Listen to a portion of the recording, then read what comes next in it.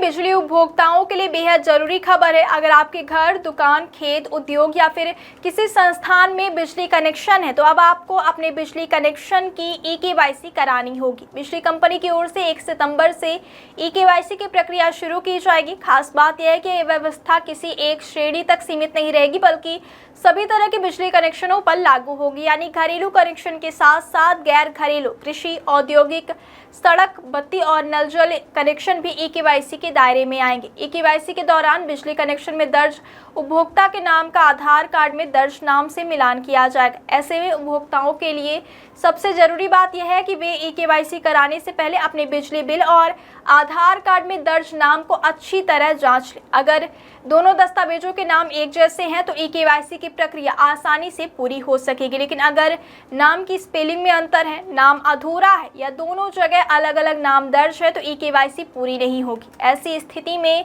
पहले बिजली कंपनी के रिकॉर्ड में नाम सही करवाना होगा। इसके लिए संबंधित बिजली कार्यालय में आवेदन किया जा सकता है।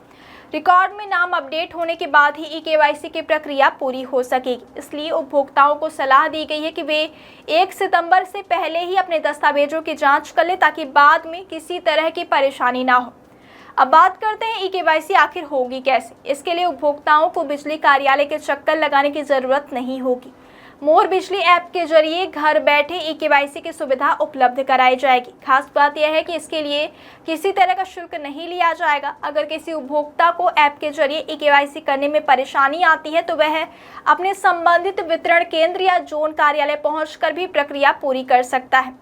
यहाँ अधिकृत कर्मचारी ई-केवाईसी कराने में मदद करेंगे। इसके अलावा मीटर रीडरों को भी उपभोक्ताओं की सहायता करने के निर्देश दिए गए हैं।